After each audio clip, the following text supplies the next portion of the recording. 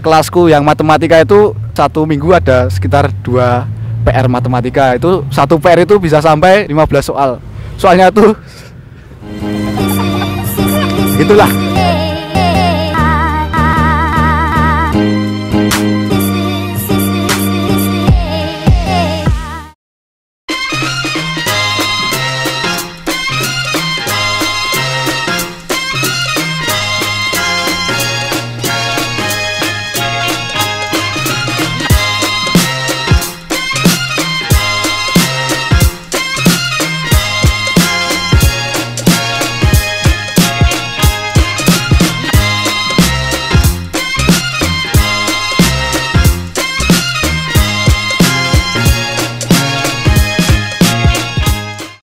Halo guys, selamat datang kembali di channelku dengan konten Sweatchat. Jadi di sini aku sudah bersama dengan teman-temanku dari anak Stay 19. Boleh kenalan diri? Namanya siapa? Halo, nama aku Rafif. Halo, nama aku Fatan. Halo, aku Akrom. Oke. Jadi kita di sini akan membahas seputar Stay. Jadi pertama mungkin saya akan bertanya apa itu Stay. Jadi STAY itu adalah salah satu fakultas di Institut Teknologi Bandung yang mempunyai kepanjangan Sekolah Teknik Elektro dan Informatika. Sekolah ini dulunya belum lama didirikan ya, sekitar tahun 2000-an. Itu terdiri dari 2 departemen utama, yaitu Departemen Teknik Elektro dan Departemen Teknik Informatika. Nah, di departemen ini tuh ada jurusan-jurusannya sendiri. Jadi di elektro itu ada 3 jurusan. Nah, jurusannya tuh ada biomedis, electrical power engineering, sama elektro. Terus di informatika ini ada 2 jurusan, itu informatika sama sistem dan teknologi informasi. Terus ada satu lagi yang dia nggak masuk ke salah satu kategori tapi lebih cenderung ke elektro lah, itu telekomunikasi. Oke, next question. Jadi secara umum yang dipelajarin di Stay itu apa aja? Nah, di STAY kan ada 2 departemen utama nih, elektro sama informatika. Jadi yang dipelajarin di STAY itu nggak jauh-jauh amat nih seputaran elektro dan informatika. Sebagai contoh, waktu kita di TPB ini 1 tahun pertama nanti akan dapat mata kuliah pengenalan jurusan, yang itu intinya ada 2, yaitu mata kuliah pengenalan analisis rangkaian yang kita akan belajar soal elektro, dan mata kuliah dasar pemrograman yang kita akan mempelajari soal informatika. Next question, gimana sih sistem perkuliahan di ITB? Jadi kalau kita masuk di ITB pertama kali, tahun pertama yaitu kita belajar secara fakultas yang dinamakan TPB atau tahap persiapan bersama. Nah, di TPB ini kita agak mirip lah sama yang kayak namanya kelas 4 SMA gitulah. Ya kalau di TPB ya mirip dengan SMA, yaitu ada belajar kimia, matematika, dan fisika. Nah, tapi ini kimia, matematika, dan fisikanya tuh nggak kayak, ya bisa dibilang materinya nyerempet-nyerempet SMA lah. Tapi nanti diajarin ulang dari awal. Dari awal tuh maksudnya diberi wawasan yang lebih mendasar. Jadi kenapa teori-teori ini bisa muncul, terus nanti pengembangannya juga lebih lanjut lagi gitu. Jadi bisa dibilang kayak SMA tapi ya lebih tingkat tinggi gitulah. Nah, selain materinya yang bakal dijelasin secara lebih mendasar, kita juga nanti akan diajari nih gimana caranya menyelesaikan problem-problem yang ada, yang mungkin dulu udah sering kita kenal ketika SMA, dengan lebih sesuai dengan cara dan metode yang sesuai dengan teorinya. Jadi kalau misal dulu kita itu katakanlah belajar fisika langsung jawabannya aja, nah nanti kalau di DPB kita akan ditekankan supaya kita benar-benar paham, kita tahu langkah-langkah untuk sampai ke jawaban itu bagaimana. Jadi memang lebih advance dan lebih mendalam. Oke. Oh ya, waktu semester 1 sama semester 2 kita tuh kemarin belajar apa aja?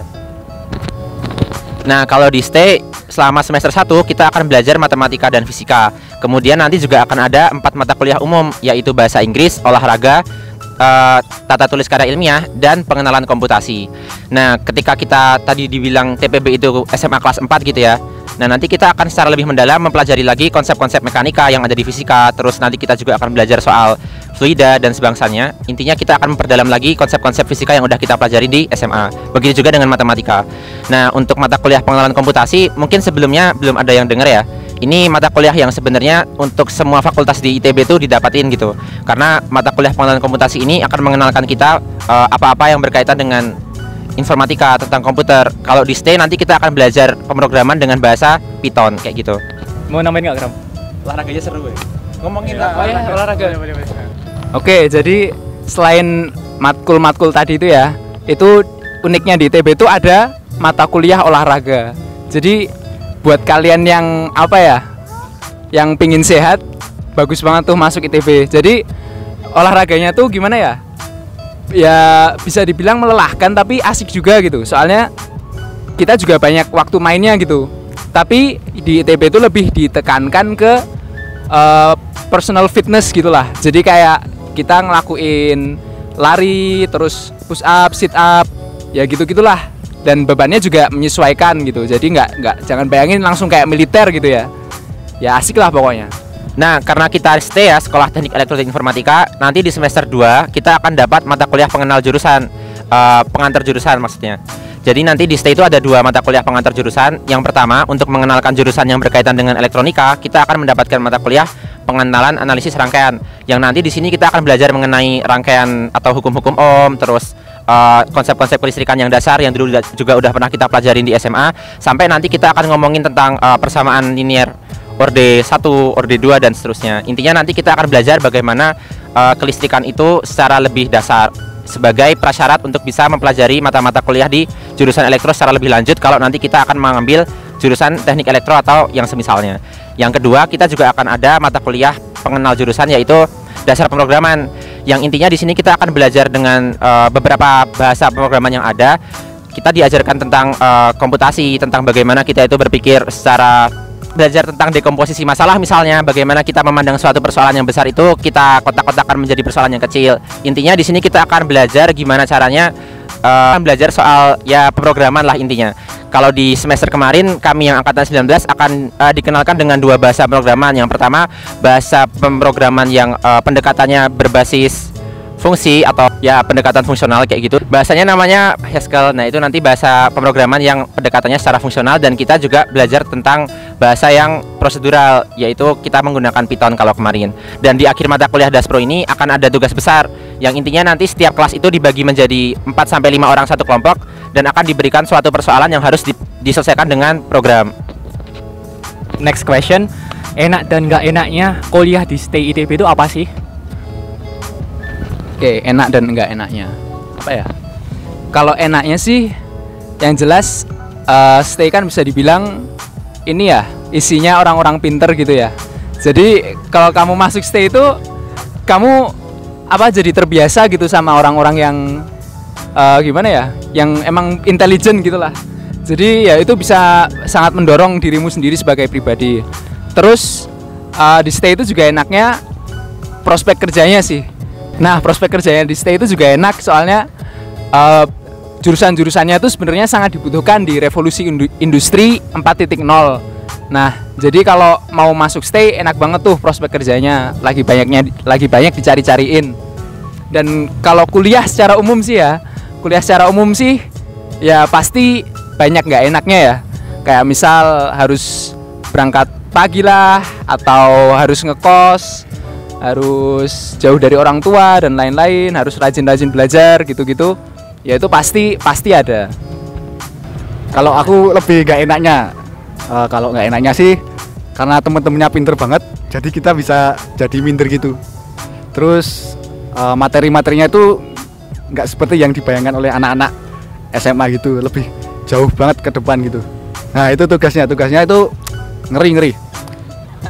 Kalau kelasku yang matematika itu 1 minggu ada sekitar 2 PR matematika. Itu 1 PR itu bisa sampai 15 soal. Soalnya tuh gitulah. Apa ya? Kayak menurunkan rumus-rumus gitu, nggak ada ngitungnya, itu hampir nggak ada. Tapi yang penting tetap semangat. Mantap. Kalau pergaulannya sih apa ya, karena kita di ITB kan bisa dibilang miniaturnya Indonesia. Jadi kayak seluruh anak Indonesia mesti ada satu daerah. Setiap daerah ada di ITB lah. Kayak kita bisa belajar banyak budaya-budaya mereka. Kita bisa mengajari budaya kita sendiri. Terus bisa berteman lah, cara berteman dengan baik sama anak-anak yang berbeda daerah gitu. Oke, sebagai penutup, ada nggak tips dan trik buat para pejuang PTN? Kalau pengalamanku sih, apa ya, kelas 12 SMA itu Aku belajarnya itu semester 1 doang ya. Semester 1 itu les setiap hari ya. Terus menjelang pengumuman SNMPTN, aku kan daftarnya di FITB ya. Itu nggak keterima. Terus aku patah semangat. Terus aku ya gitulah agak nggak ada spirit lagi untuk masuk ke PTN. Lalu aku mendapatkan semangat lagi kalau aku harus ikut UTBK, walaupun aku UTBK-nya hanya sekali saja. Itu pun alhamdulillah aku dapat nilai yang bagus, bisa masuk stay ITB. Oke, kalau pengalamanku sih ya, aku tuh dulu waktu SMA nggak terlalu nggak terlalu niat sih sekolahnya. Dalam artian akademis. Nah, tapi aku tuh kayak ekskul lah, event lah, ya gitu-gitulah yang non akademis gitu. Sampai akhirnya kelas 12. Nah, kelas 12 tuh aku lihat teman-temanku tuh tiba-tiba pada rajin belajar gitu loh. Jadi kayak merasa bersalah sama diri sendiri kalau nggak belajar kan. Nah, akhirnya aku mutusin buat les. Pokoknya setiap hari datang les. Terus kalau malam itu biasanya belajar sama teman-teman gitu. Soalnya aku tipe yang lebih gampang kalau diajarin daripada belajar sendiri. Nah, makanya aku cari teman-temanku yang emang lumayan deket dan bisa ngajarin juga gitu. Ya, jadi itu sih kalau aku. Jadi rajin ikut les, terus minta bantuan sama temen, dan yang penting tetap semangat. Nah, nambahin juga nih, kalau soal lingkungan pertemanan tuh emang bakal ngaruh banget nih, terutama kalau dalam rangka menghadapi rintangan yang cukup besar kayak UTBK atau SBMPTN gitu ya. Contohnya aku kemarin waktu kelas 12 tuh hampir nggak ikut les sama sekali, tapi aku punya circle pertemanan yang itu udah secara komitmen tuh tiap hari belajar bareng gitu, sampai nginep lah, sampai kemudian main bareng. Intinya sih ya belajar iya, senang-senang juga iya. Jadi intinya karena punya kelompok pertemanan yang kayak gini, semangatnya selama mau menghadapi UTBK tuh selalu baik dan akhirnya belajarnya bisa lebih maksimal. Dan ini pun juga masih ke bawah sampai kuliah. Jadi di kuliah tuh kan aku karena ngerantau di asrama. Nah, di asrama tuh karena banyak kating-kating yang baik hati, jadi bisa ngajarin. Terus karena banyak teman-teman yang satu angkatan, jadi tiap kali mau ada ujian gitu selalu bisa belajar bareng dan ya semangatnya kuat banget lah. Jadi emang cari pertemanan atau lingkungan pertemanan yang saling mendukung tuh penting banget sih. Oke, mungkin sekian video kali ini.